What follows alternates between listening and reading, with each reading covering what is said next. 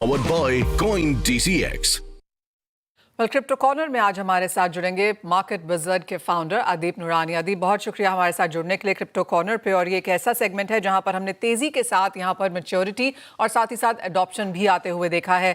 जिस तरह से stable coins, gold back tokens, यहाँ पर जिस तरह का इंटरेस्ट निकल के आया है, कैसे देखते हैं आप उसे? Good morning madam, good morning all the viewers, thank you very much for calling me here. Well, आपका जो क्वेश्चन है कि जिस तरीके से सब कुछ उभर के आ रहा है, आप कैसे इसको देखते हैं, तो मैं बहुत कंजर्वेटिव इन्वेस्टर हूं when it comes to investment. और ट्रेडिंग की बात आएगी तो थोड़ा वॉलेटाइल ट्रेडिंग करने में मैं मानता हूं। तो इफ यू आस्क मी कि इसको कैसे देखते हैं, तो मैं सिर्फ और सिर्फ बीटीसी पे ही बेट करना पसंद करूंगा, नथिंग एल्स। रीजन, बीटीसी एक ऐसी चीज है, बिटकॉइन एक ऐसी चीज है जिसकी लिमिटेड सप्लाई है, बाकी सब चीजों की अनलिमिटेड सप्लाई है, कोई भी चीज लिमिटेड सप्लाई वाली नहीं है। तो आई वुड से कि एज ए इन्वेस्टर, चाहे आप नए हो या पुराने हो, सिर्फ और सिर्फ इन्वेस्टिंग के लिए बिटकॉइन पे ही फोकस करना चाहिए।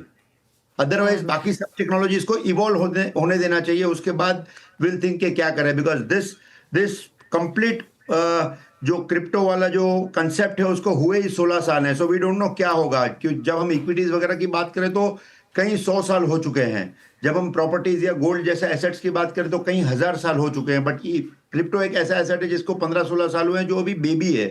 सो you have to be very safe with your investments, और बिटकॉइन पे ही सिर्फ फोकस करना चाहिए। वेरी वेल सर आदिब, क्योंकि जिस तरह की मार्केट्स है और आदिब, यूजली जब हम क्रिप्टो की बात करते हैं तो कहा जाता है कि ये टेक्नोलॉजी है, ये एक डिजिटल एसेट क्लास है, या ये एक इन्वेस्टमेंट है। आपने कौन सी कैटेगराइजेशन में इसको ओवरऑल डाला है? वेल, है बेसिकली ये टेक्नोलॉजी, लेकिन आज अगर आप देखो तो पूरा पर्सपेक्टिव जो है ना वो चेंज हो गया है।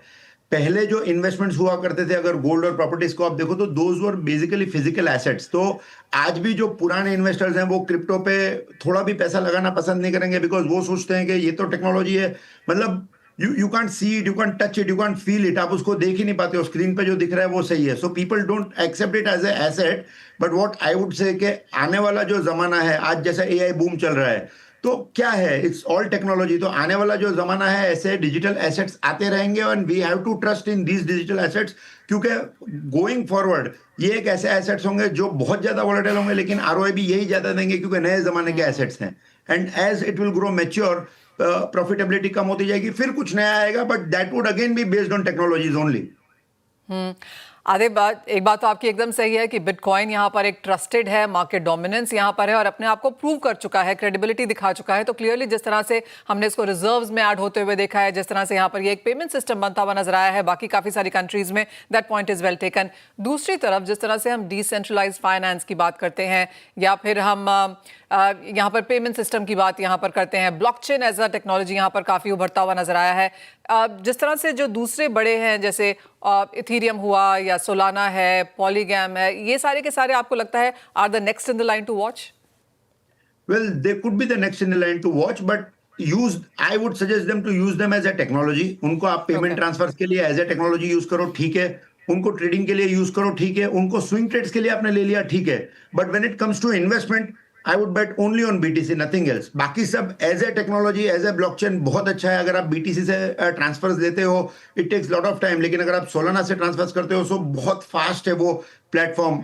आज ईथर से भी काफी आगे निकल गया Solana in terms of the speed which it executes with.